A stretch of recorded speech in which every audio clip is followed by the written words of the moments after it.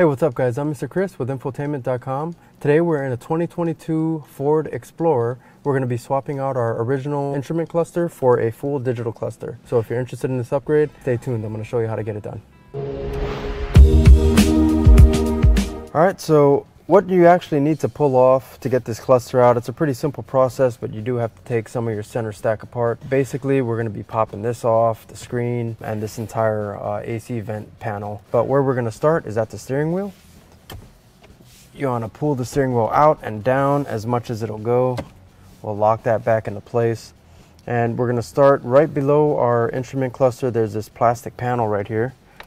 You can actually pop this up with your fingers, or you can get a pry tool and pop it up. And what I'm going to do is pull that towards me and just kind of rest that in place, and that'll give me enough access to access the screws once I get to that part to remove the cluster. Next up, we're going to go behind the screen. There's a little panel that we have to pop up, and we have 3 8mm bolts that are going down holding the screen on.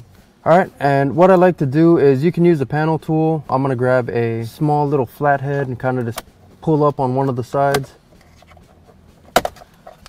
Then you can pop that off, just a couple of retaining clips holding that on. That will expose 3 8mm screws or bolts.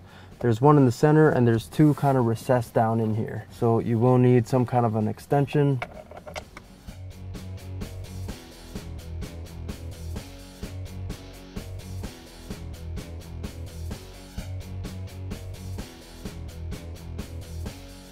All right, with the 3 bolts removed, we're ready to pop the screen off.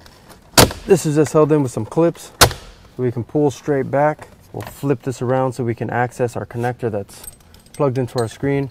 Now, that's pretty tight in there. There's a lot of ways you can tackle this. I found it easiest to use a needle nose pliers to pinch the little release on the connector and pull up at the same time. If you're trying to get it with your finger, you can get it, but you'll probably be fighting with it for just a little while. So needle nose pliers is your best friend in that situation. All right, next up, we're going to be pulling our AC vents out, and this is also held in with just a bunch of clips. So you can find anywhere where you can grip and just start pulling towards you. All right, next we're going to remove our center stack right here with our AC vents and everything. This is also just held in with a bunch of clips. So I'm going to find somewhere where I can actually stick my panel tool in. Just try to pry this towards the rear, just like this. And it doesn't have to be removed all the way. I'm just going to let it rest right there with the wires holding it in. The only reason we needed to take this out is so we can get our push button piece out, and we don't have to disconnect this either. I'm just going to pop this up and set that aside. All right, next up, there's a single 7mm screw right above your driver's side AC vent. We'll pull that guy out.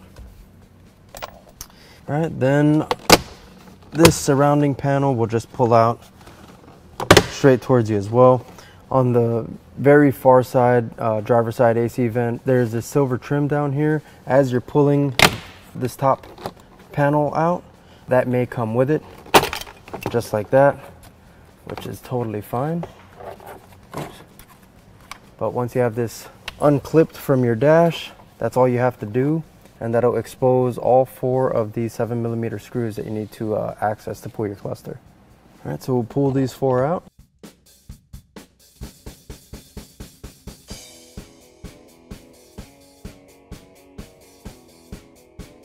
All right, now we're ready to pull our cluster straight back and out. And on the back side, we got the one connector. We'll disconnect, and we won't need to use this guy anymore. All right, and I'm gonna grab our new cluster, and this is a plug-and-play swap, so we're gonna plug this one in, drop it into place, and all we have to do is reverse the removal of everything we just did.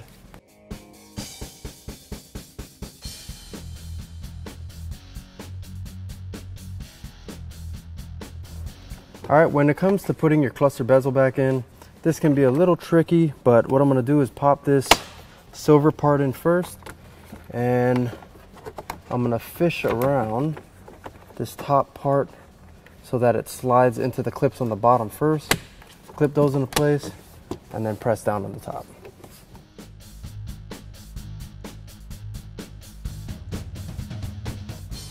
Then we're going to clip back down our push to start button and snap our center stack back in there.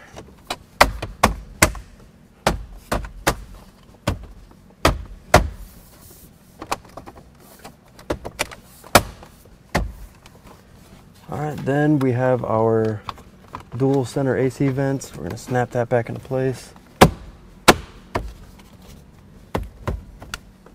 And lastly, our screen.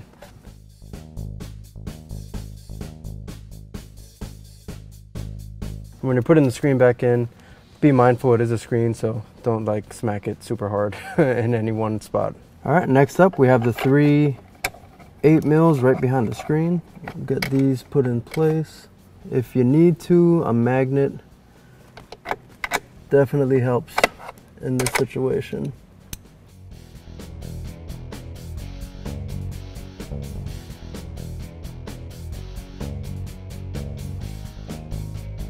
And then we can snap our little cover back on. Alright, and the final piece here is that little plastic cover right below our cluster. Alright, now we're ready to test it out.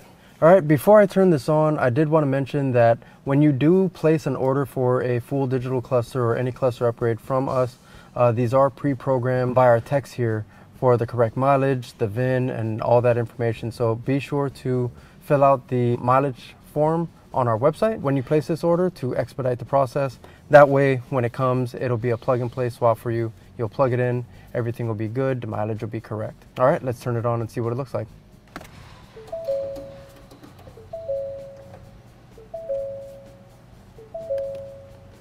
All right, this is showing we have a few things open, but as you can see, we have our mileage already pre-programmed, and you can also see how much bigger and more impressive this display is. Let me run through some of the settings in here. You have some screen options that you can turn on and turn off. You can see your radio selection on the screen as well. Fuel economy, trip, tire pressure, all your normal stuff, and your comm screen as well. All the normal stuff that you would have in your full digital cluster. All right, and I actually turned on a couple more screens here. You can see we have our 4-wheel drive status on there, the off-road status. Got seat belt. You can also add the auto start stop selection on the main screen if you select it. Very nice upgrade to have. All right, so that wraps up this install. As you can see, it was super quick, maybe 20 minutes if that, especially if you're not mechanically inclined. It only required just a few basic hand tools. If you like this upgrade and you want to see more just like it, be sure to head back to infotainment.com. Thanks for watching.